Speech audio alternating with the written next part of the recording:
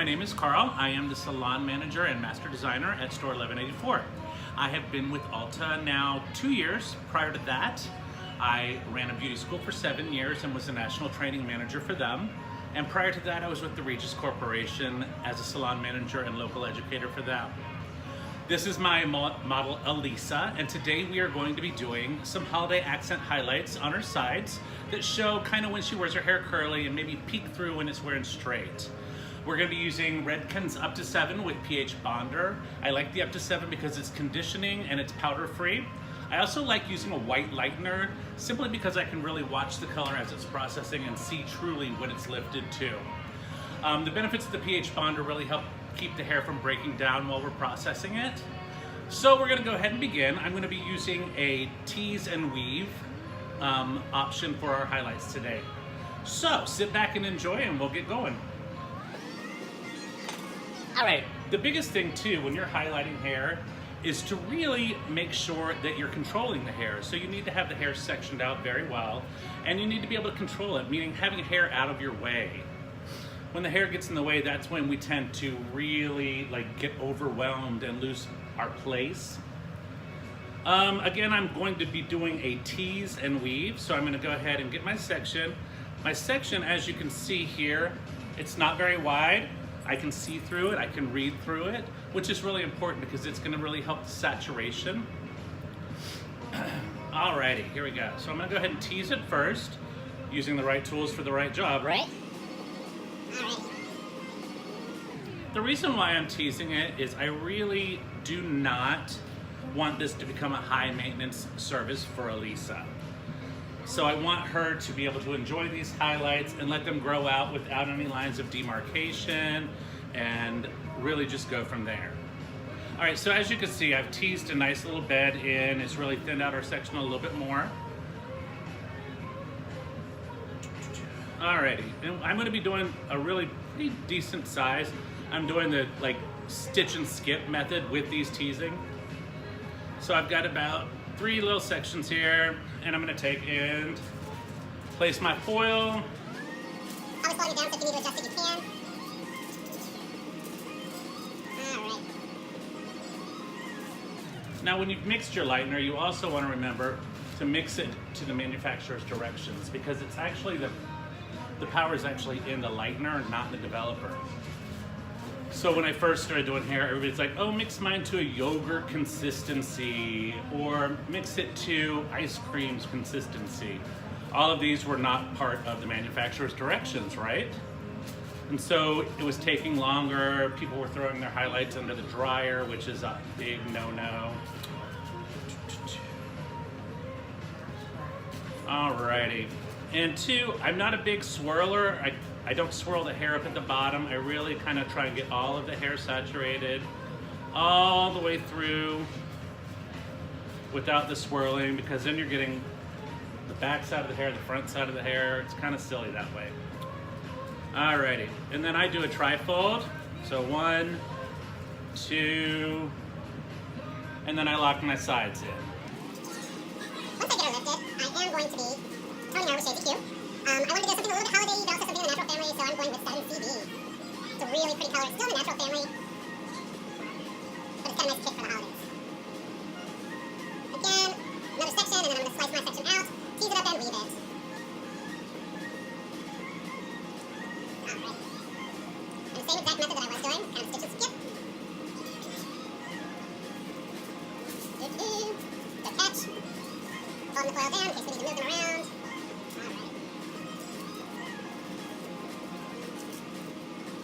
You're applying your lightener too. You want to start about an inch away from the tip of the foil, so that you can kind of lock that foil in place and keep it from sliding. Once we're done with the color section, we are going to be cutting Elisa's hair. We've spent a good amount of time growing her hair out, so we're not going to be doing a lot of changes to the length. We're cleaning on the length. And then giving her a little bit of a kick, but not too much, because she loves to do a top knot. And it's maddening when you do a top knot and hair's falling down. Alright. Again, another trifold. Always helps to have your comb in your hand so you can lock that. Alrighty. Elisa has a lot of hair. It's very fine. So I was going to do 3, but with the density of her hair and not the density of her hair, the texture of her hair, I don't actually need to do 3 foils. So we're gonna move on to the other side now, and we're gonna follow the exact same thing that we did. Again, these are just holiday accents. I am using 30 volume developer with our lighter today, and like I said, the page partner's added. Trying to get her up to a level 7. She's currently at about a level 3. It's a color that we created for her. It's 5T and 1AB. Alright. Guys, teasing that again, huh? Okay. So again, the reason for the teasing is really to keep any harsh lines out. Alright. Again, you should be able to read a newspaper through your section. That'll allow you to really saturate the hair really well and allow the lightener to do its job. Nothing like a little foil right above your ear to really make you cringe.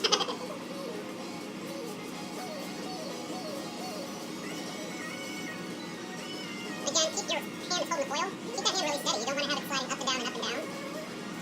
Alrighty.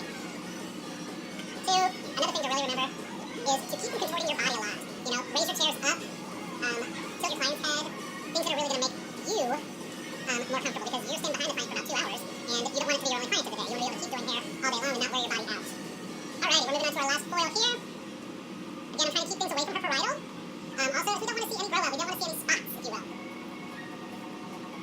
Alright, I'm going to slice, I'm going to tease, and then I'm going to weave.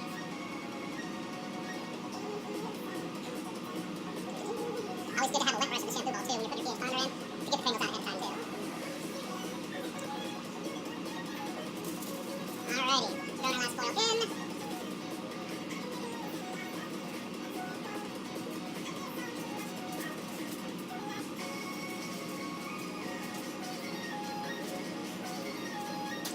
Alright, here we go. And last but not least again, we're going to go ahead and do our trifold and lock that foil in to keep it from slipping and allow it to process. Another reason I like up to 7 is it doesn't really swell. There's minimal swelling to it, so I feel like the processes without your foils getting all crazy and it doesn't make the foil next to it slip. All right, this is what we've got right now. We've got Elisa's little accent highlights going, and we're gonna go ahead and pause, and we'll see you at the shampoo bowl. Hello, and welcome back for the hair cutting portion of the show. So just to follow up, we've done our accent highlights, and we have pH bonded part 2 with her, and then we've toned her. Now we're gonna go ahead and do her haircut. I've already got her pre-sectioned. I've got the front sectioned off, and then I've got the back little sections up. I always start with the perimeter. The biggest thing to remember for me is that in a busy salon, especially in a busy salon in a retail environment, you're interrupted a lot. So you need to have a good rhythm or map to haircutting so that you always know where you're at once you're interrupted. So for me, it's always perimeter, and then I do layering, and then I go left, right, all the way up to the front. So that's how things are gonna go for this one. Also, the other thing to remember is ergonomics. So again, like I said earlier, if you're wearing your body out, you're not going to get longevity in this industry. Alrighty, so what we're gonna do is we're gonna clean up her length first. Ergonomics means bend your knees, not your back. Okay, so we're gonna bend our knees first, and we're gonna get cut. I'm just thinking about half an inch off of her. She's really enjoyed the length that we put on her. Also, the other key thing to remember too is palm to palm cutting. You don't want to invert your wrists like this and cut hair like this. You won't last in the industry either. So it's really important that you're doing proper cutting techniques and ergonomics.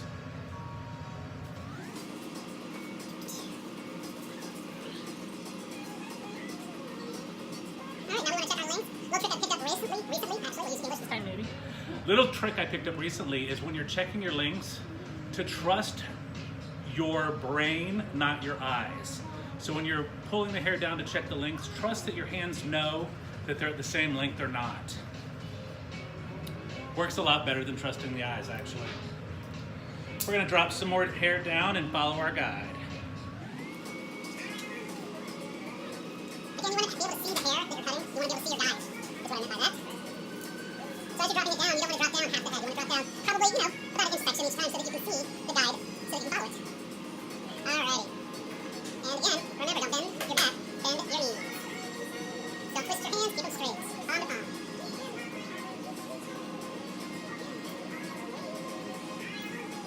And going back to beauty school teaching here, rule number 1 in haircutting is never cutting past the second knuckle. That's when we kind of cut our second knuckle, is when we cut past it. Alrighty.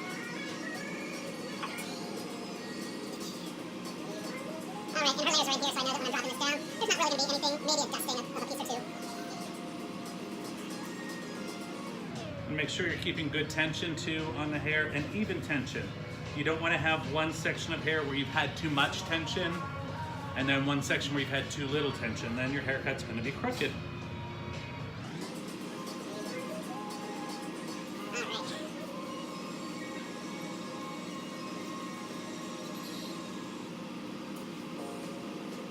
Alright, now we're going to start to marry the front end. If you turn for me just like this, thank you. Alright. Feel the burn? Getting our squats in today. I'm going to turn this way as well. Probably could have shot this at a different station, not right next to the restroom, but we're okay with that. Alrighty, enough with the squats. We got our sides married into the back. Feeling pretty good. Okay, so now what I do is on the flat part of the head is where I'm going to create my guide for my layers. Right here at the crown, I'm going to take a little box, probably about 2 by 2. And this will be my guide for the rest of the haircut. All right. So recently I've seen a lot of people when they're bringing the hair up that they're cutting underneath their fingers. We want to use our fingers to create a good straight line, and also so that we can keep the hair that we've pulled up the same. So always comb, then cut. And just checking there. Perfect. Alright, we drop it down now. Now we don't do the chair side either because the perimeter is done. Alright. So now I'll turn this way. So you can look at Lisa, not me for a second. Alright. So I always start with the back mohawk when I'm working on my layers. So the first thing I do is I bring the stuff to my layers where it grows from. I'm not over directing the hair to the back at all. What I mean by that is as I'm using this middle for the guide, I'm going to bring the guide to the hair, not the hair to the guide. Alright, so I've done that. Now I'm going to bring it out. And again, we're really, following previous haircuts with Lisa. Let the bottom drop out, especially on finer textured hair. We let the bottom drop out some so that it doesn't look so wispy at the very bottom. I'm going to go ahead and turn it this way. And then check it right here at the middle. And just a little teeny bit needs cut right there. So now we divide this right down the middle. Use the shoulders as part of your sectioning a little bit too to keep the hair away from you. Alright, so we do our first section. We're going to do about 1/8 of the head right here. And I'm bringing the guide to the section that I'm cutting. So we start at the top and work our way down. And we should be following the guide from the entire middle. It should be really simple to follow this from here. You see, not a lot of hair. I mean, we're trimming, we're not reinventing the wheel here. Alright. Same scenario, come down. As you come out, we're going to drop some of the bottom out so that hair will stay looking full. And then coming here to the middle and just double checking. And again, just a teeny bit to cut right there. Alright, so that's the left, now we work the right. And I'm going to do left, right, all the way through the rest of the haircut. We're going to speed up here until we get to the front. And then we'll be back chatting because I have a few tricks I'm going to show you with the front.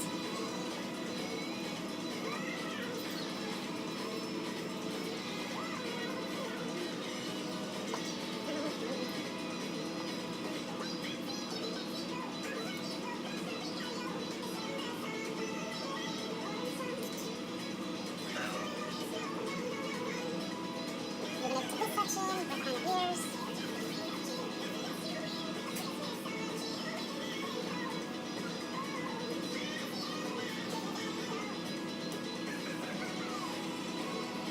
Alright.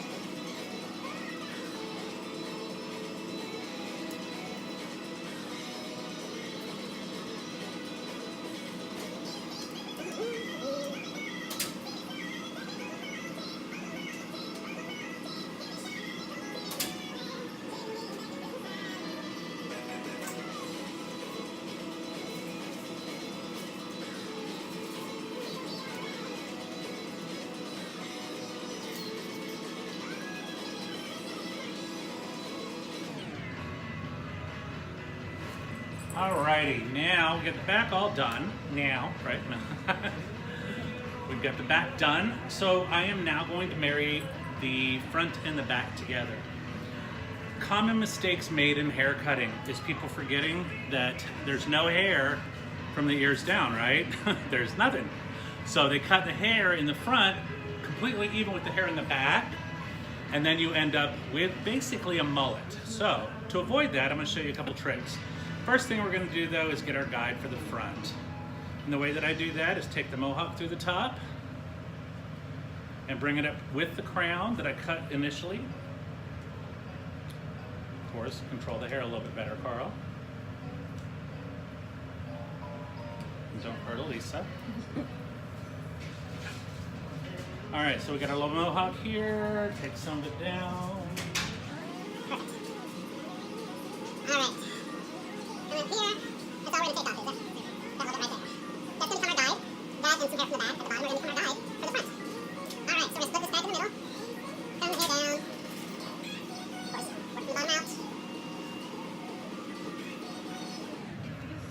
All right, so I've taken about a section like this from the very back bottom, well, the whole back actually, and I am going to use it with the top and make my guide here for the front. So I've got about 3/4 of an inch of a section. My bottom is right there, it's falling out now. So as you can see, that's what the hair's been taken off the side here in these internal layers. Bring that hair out. Taking it, I'm going to walk it right up to the section, or to the guide at the top. And see, just one cut is all it takes. Alrighty, and boom. Perfect. Alright, we're doing the same thing on the other side. So again, remembering that there's no hair at the bottom and using the back for the guide allows you to keep the length in the front so that it doesn't look so wispy and, for lack of a better word, mullet-like, or bi-level, as they were officially called when I first started doing hair. Still not the most desired haircut in the world. Alright. Just a little bit of hair, like I said, and there we go. We'll speed that up right here until we get to the very front, and then I have one last trick to show you before we blow dry, and it's a great way to check your haircut. Alright. Of course, pulling hair from the other parts, make it our guide. Bring it out. You can see just a little bit needs cut. Bam. And then do the last part. There's a little bit that needs cut. Same thing on this side. Just because your hands can hold a lot of hair doesn't mean they should be. When you hold too much hair, you end up over-directing stuff, and it does change the haircut that you're trying to do. You cut the hair just as fast using small sections, because you don't have to saw the hair. And again, working left to right, left to right. Sorry about that snag there. So again, we're very little hair now, we're just dusting. Alright. You get the lovely Christmas music as our background noise. By the way, when the hair was wet, I did spray one United by Red Hand there. Spray heating conditioner, and I also feel it's a great cutting serum. Kind of keeps the hair pretty even consistency as far as the moisture goes. Alright. Bam. All right. So the last part is a trick that I've been doing for a lot of years, just to check lengths and all of that, and also to make sure like any face framing and all that is even. So what I do is I cut the hair straight down the middle with my comb. I'm going to bring everything to the front and cover her face as well.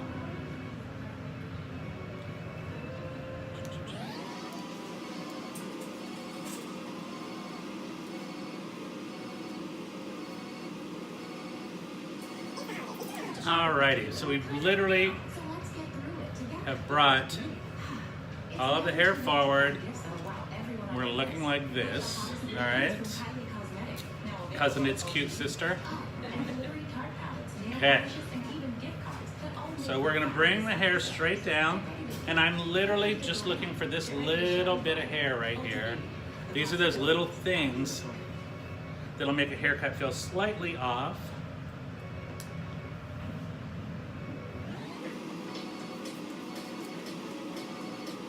And I'm literally just dusting, just making sure there's no points, no tags. And also, like I said, with Elisa, we're not trying to overlayer it. She does like her top knots. And a top knot looks crazy with too much hair falling down. Alrighty.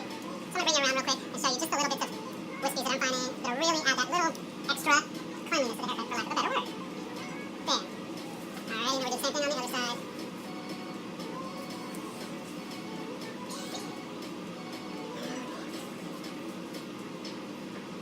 And just the teeniest little bit. Alright. Let's just really get a hair on her eyelashes for her.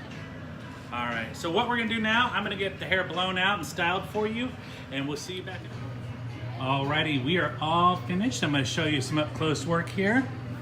So you can see right here, she's got some beautiful accent highlights for the holiday, nice and warm.